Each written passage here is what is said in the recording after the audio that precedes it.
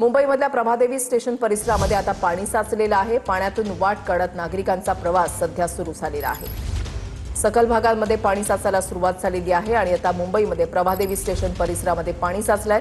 निवृत्ती बाबर आमचे प्रतिनिधी आमच्या सोबत आहेत। अधिक माहिती त्यांच्याकडून जाणून घेणार आहोत। निवृत्ती, सध्याचे अपडेट्स।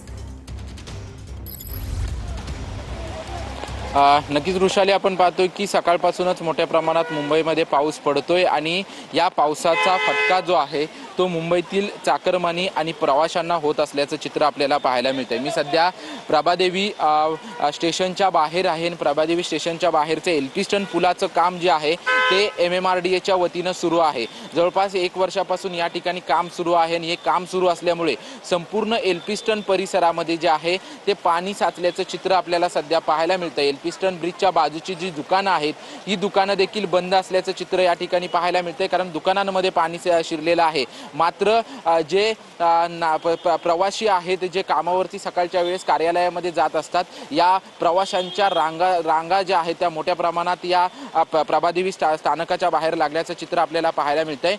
पश्चिम रेल्वेचं प्रभादेवी स्थानक आणि मध्य रेल्वेचं परळ स्थानक अशी दोन्ही स्थानकं एकत्रित आहेत आणि एकत्रित स्थानकांचे जे प्रवासी उतरतात ते प्रवासी खरं तर हे आजूबाजूच्या परिसरामध्ये कामाला जायला येत असतात आणि याच प्रवाशांना या ठिकाणी मोठ्या प्रमाणात त्रासाला सामोरं जावं लागत असल्याचं चित्र आपल्याला या ठिकाणी पाहायला मिळतंय। मोठमोठ्या रांगा ज्या आहेत त्या या रांगा लागलेल्या आहेत, कारण की एल्फिस्टन ब्रिजचं काम गेल्या 1 वर्षापासून सुरू आहे आणि हे काम सुरू असल्यामुळे या ठिकाणी पाणी साचलेलं आहे आणि पाणी साचल्यामुळे सर्व प्रवाशांना त्रास होत असल्याचं चित्र या ठिकाणी आपल्याला पाहायला मिळतंय।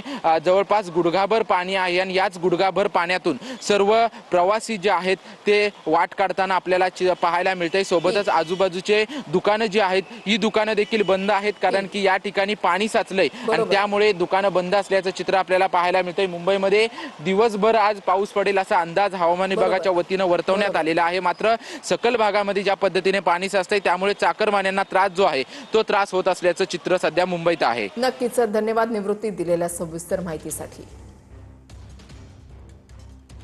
दादरच्या टिळक उड्डाणपूल परिसरामध्ये सध्या पाणी साचलेलं आहे आणि कामावर निघालेल्या लोकांना पाण्यातून वाट काढत पुढे जावं लागतंय। दादरच्या टिळक उड्डाणपूल परिसरामध्ये दृश्य आपण या ठिकाणी पाहताय। रस्त्यांना तळ्याचं स्वरूप या ठिकाणी आलेलं आहे आणि टिळक उड्डाणपूल परिसरामध्ये पाणी साचलेलं आहे। नागरिकांची चांगलीच तारांबळ होत असल्याचं आपण या ठिकाणी पाहताय।